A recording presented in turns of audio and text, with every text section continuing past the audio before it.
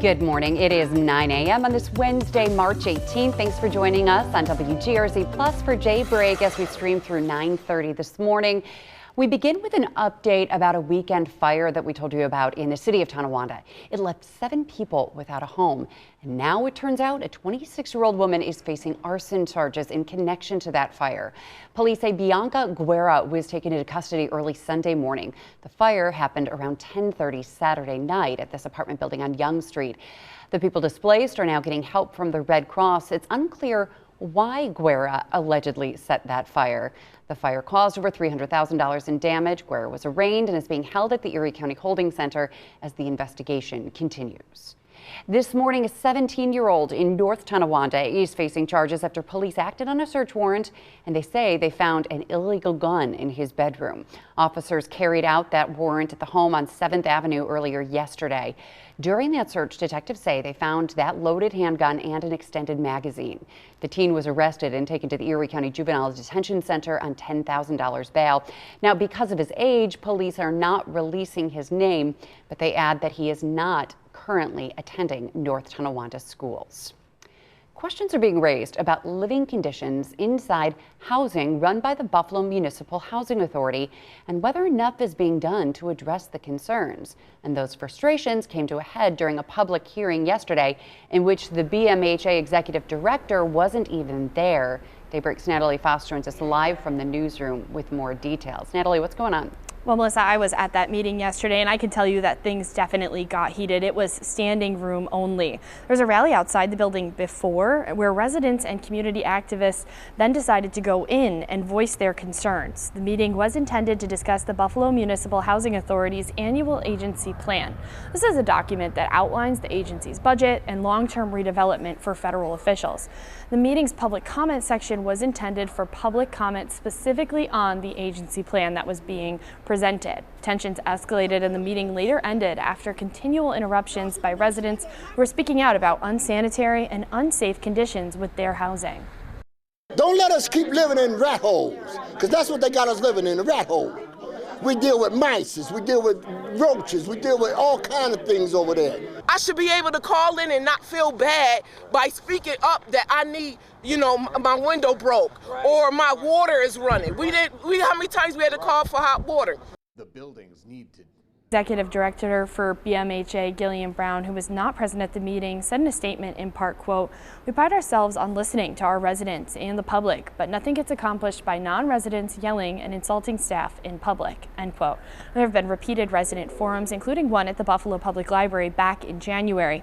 Councilmember Rashid Wyatt attended yesterday's meeting and is calling for a change in BMHA leadership. And yesterday at the Common Council meeting, he formally requested that the board members of the BMHA appear before the council to address some of these concerns. Live and on your side in the newsroom, Natalie Foss, Channel 2 News. And if that happens, we'll be there for it. Natalie, thank you. We'll stay on top of this one. And city leaders are also calling on the owners of the Pine Harbor apartments to make safety improvements after a series of tragic events.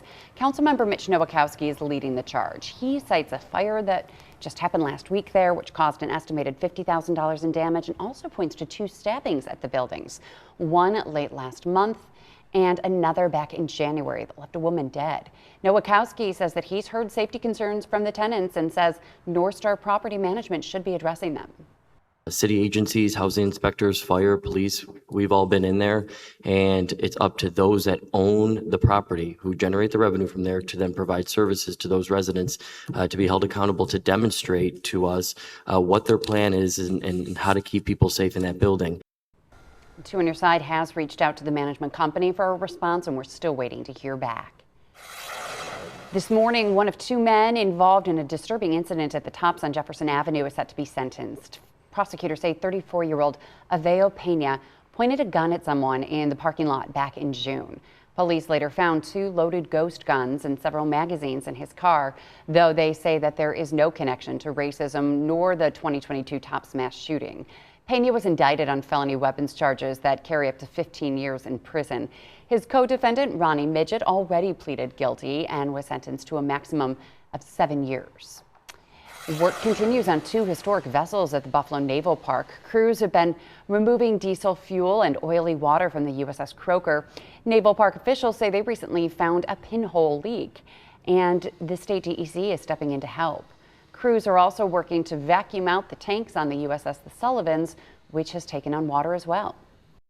These vessels are not actively sinking. They are problematic. Work is so necessary to stabilize those, to ensure that these vessels are around for another 100 years. They were built originally to last about 20 years. We're now talking about World War II era vessels, so needless to say, they are past that useful life, and it's time to do some very real repair and preservation work on them.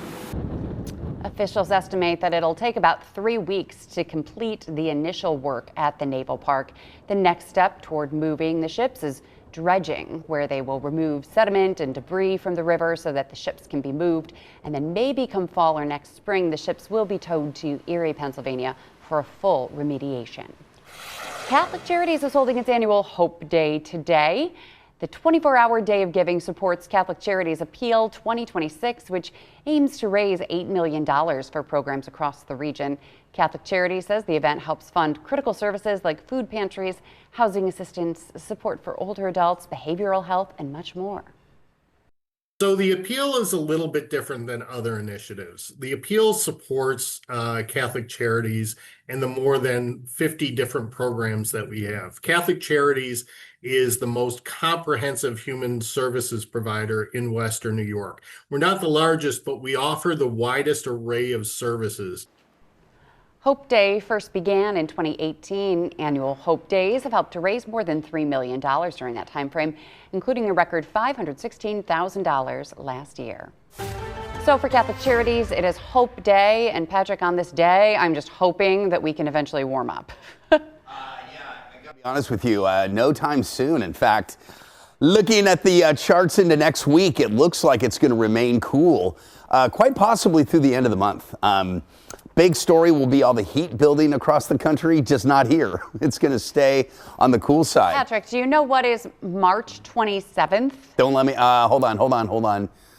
March 27th. Which is 9 days from now. 355 days until the next St. Patrick's Day. It seems that. No. Opening day of Bison's baseball. Oh, wow. 9 days from now. That's, right now the trend is for cool next week. So, hey, we've had plenty of bison seasons opening in the cool. We've even had to deal with some snow showers. But yeah, this is going to be a delayed spring, it looks like, for the rest of the month. Still chilly clouds primarily today. Mostly cloudy with a few showers tomorrow. A seasonable weekend, which means temperatures close to average, but rain is likely on Sunday. All right, snowfall right now, we're approaching 93 inches, was just an inch shy of the seasonal average. So it looks like we're going to get there. We're running a surplus of about 4 inches. Just had a little flurry here downtown. Some of this light snow heading up towards Black Rock and then moving into across the Peace Bridge. Not going to be a thing. It'll fade. Also a few light snow showers near Springville, and that'll be fading as well. So there we go. A push of some, continuation of some coolish air our way as the flow is out of the northwest. It's been that way for, it seems like a long time. What's really interesting, though, is this month of March, which is ending on a cool note. Remember, we talked about how the pattern would flip, and it certainly has. March started out so warm, but it is ending, it looks like, on a cool note. And that'll be the trend as we head into the next couple of days. You're also going to hear about the crazy heat building out west. Temperatures are going to be well into the triple digits in the desert Southwest, even in the 90s, all the way up to Sacramento Valley. A very hot weather pattern out west, but equally as cool east, okay? So we're going to be on the flip side of that. For today, temperatures will manage into the low to mid 30s, which is still about 10 degrees below average. We could easily be in the 60s and 70s this time of the year, but we also can be in the 30s, and that's going to be the case today. Overnight tonight, a couple of light snow showers, and then tomorrow as temperatures climb into the low 40s, you can see here a couple of light rain showers moving through. There's a better chance of rain coming Friday and then again on Sunday. So for today, low to mid 30s under probably mostly cloudy skies. Tomorrow, a couple of light rain showers, temperatures in the low 40s. So partly sunny to mostly cloudy, cool today, 33. Light breezes tonight. Mostly cloudy. There could be a little light snow. Nothing really accumulating, just a dusting. And then mostly cloudy with a few showers tomorrow. 42 once again. not a windy weather pattern at all, so that's nice. 7-day forecast, 40s through the weekend, as I mentioned, dry on Saturday, some light rain on Sunday, and then look at, starting next week, the first full week of spring, 30s, Melissa, both Monday and Tuesday. Well, the sun looks nice, though. That is true. Okay, trying to find the silver lining. Patrick, thank you. We'll talk sports, the NCAA, Sabres, so much more coming up right after the break. Stay with us. Welcome back, everybody. The Sabres are starting out their West Coast road trip on an historic note. With the win over the Vegas Golden Knights yesterday, Buffalo extended its road point streak to 11 games. That's the longest in franchise history. Final score was 2-0 as Ukko-Pekka Luukkonen stopped every shot that came his way. The Sabres continue their road trip with a stop in California tomorrow to play against the San Jose Sharks. The puck drops once again at 10 p.m. That's tomorrow and Thursday. So on Friday, you'll want to tune into Daybreak where we can give you some highlights. But I was just checking the NHL standings. With that win, the Sabres have now tied. Of course, I lost it. They have tied. Who they tied? Carolina at 90 points for the top of the Eastern Conference. Now, Carolina kind of beats us out in tiebreakers because they played one fewer game. They played 67. We played 68. But we're sitting comfortably on top of the division, still 4 points out ahead of Tampa Bay. Carolina lost badly last night, Did too, they? I think. Yeah. But yeah, tied at the top of That's the conference. crazy. Think about Not the division, the conference. The conference. That's crazy. But the thing is, though, the other teams behind them are winning. So apparently, even though they have 14 games left, their magic number, they have to win 11 more to be a lock. Okay. If the other teams keep winning, which they are, Boston and what is it? Who else? To lock a playoff Yes, spot? To lock the magic number. I saw this from Sal Capaccio and WGR said the magic number for the Sabres to lock the playoffs because they conceivably could lose out, which they're not. No. But the magic number, he said, as of yesterday, maybe this was before the win last night, was 11. Okay, because, wow. That's interesting, with only 14 games left. Because it's only a 4-point difference between the teams behind them. Well, Buffalo has 90 points. Tampa Bay has 86. Montreal Canadiens have 84. Which means, again, but then the wild card spots are at 82. It means a guarantee. Yeah, I can't tend to understand the math. That's what it said. And you know what? It would just be so Buffalo. They have, they're going to be fine. Just keep the pace. Bottom line is the other teams behind them are winning too. So right. But to have meaningful March hockey, and I can't even imagine what it will be like to have party in the plazas, not for just the opening day of the season, but a party in the plaza again for playoff hockey in Buffalo. That is something that we haven't experienced in about 15 years. For children to experience for the first time, this will be huge. What are you I'm trying to find that tweet. All right, do that in the next break. Okay. It's okay. Okay, some other stuff that's happening at KeyBank Center, though. Patrick, you were on camera for this as you were looking for your tweet. Okay, that's all right. The KeyBank Center, folks, there are making their final preps for the NCAA. They're hoping for a groundswell of customers when the first round of the tournament begins tomorrow in Buffalo. Today, by the way, at 11 a.m. is when practices start, and that is open to the public and it's free. So you can go down there and check it out if you'd like. But Dave McKinley shows us how they're preparing for the crowds. As for the hotels, they'll likely do well. Same with anyone who owns a parking lot. The closer to KeyBank Center, the better. Same goes for bars and restaurants. Ironworks is literally across the street from the KeyBank Center parking garage, but they know competition for customers will be fierce. Part of their plan to fill this place is to have the taps flowing prior to tip-off on game days. Both days we open at 10 a.m., so 10 a.m. on Thursday, 10 a.m. on Saturday. And where they'll serve basketball-themed drinks, they've invited a few business buddies in as well. So Fat Bob's Smokehouse, they're locally owned and operated here in Buffalo as well. They are going to be having some Buffalo classics in the area for people out of town and people who just love the food nearby. Thin Man Brewery is coming in. They're going to have some of their local favorites, and the same for Community Beer Works. It really shows for all the people coming in out of town how special Buffalo is, and we get to show off some of our local goods as well. At Osteria, they say they've learned from the past about how important it is to grab those customers who have to vacate the arena between afternoon and evening sessions, providing a 90-minute window to cash in. We're actually doing a buffet, a $25 buffet to get people through quicker. They're not alone. Nearby Pearl Street Grill is also offering a buffet, and though the Bisons won't play here till next month, Salem Field will also have a buffet for hungry Hoops fans. And, new this time around, food trucks at Canal Side. I think the atmosphere in downtown Buffalo is going to be so energetic with it being such a big weekend. To the point where that, in addition to those who will have traveled miles to get here, they expect locals who don't even have tickets to see the games to belly up to this bar to be part of the hoopla. We've actually heard some people say that they're coming here just to experience the downtown atmosphere, experience Buffalo during such a big weekend. As it's all aboard for March Madness in the Queen City. On your side, Dave McKinley, Channel 2 News. Okay, so weather for standing outside for food trucks tomorrow. Tomorrow looks fine. It's going to be like around 40, cloudy. I mean, there could be a little rain shower. I'm not worried about that. But it's, it's going to be cool. No, I mean, tomorrow is the rain chance is like 30%. That's very low. It's a few spotty showers. But it's possible. Yeah, standing outside in 40-degree showers is not ideal. But it's a 30%, which means that means a 70% chance it doesn't rain. So that's why it's a small chance. So I don't even suggest being overly concerned. But it's not going to be warm. Right. And it's going to be around 40. So. Okay.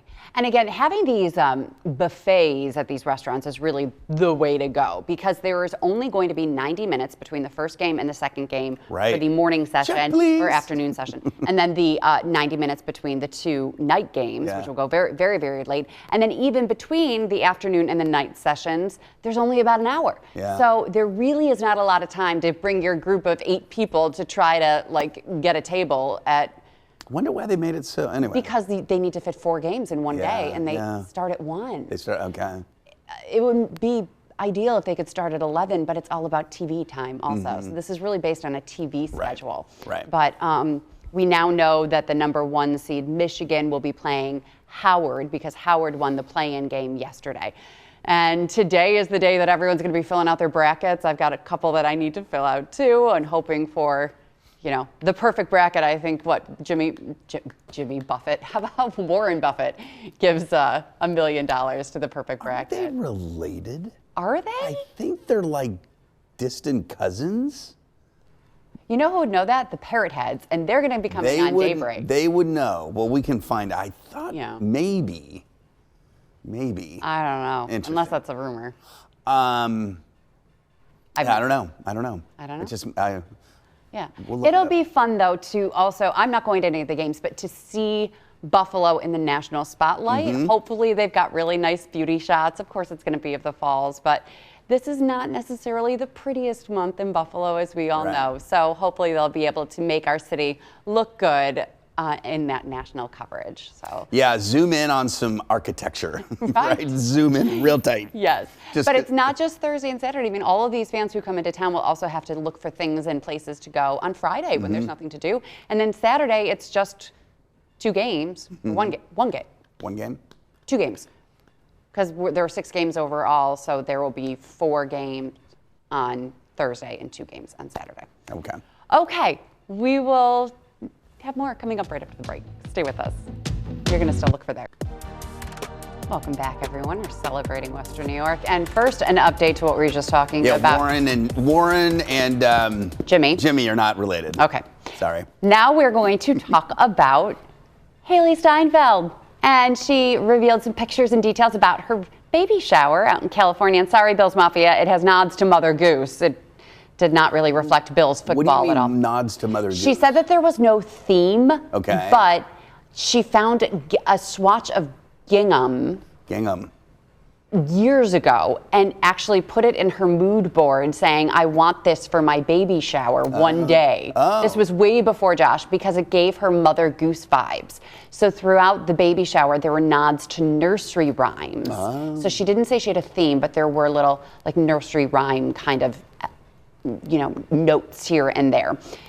Haley Steinfeld, of course, married to Josh Allen. They had their backyard baby shower. Mom planned it. There was a knitting station because Haley likes to knit.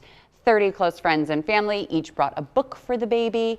Still don't know when the baby is due. I'm thinking it's just a couple weeks. You from know now. this because it was in her Substack? Substack. What is a that? paid blog.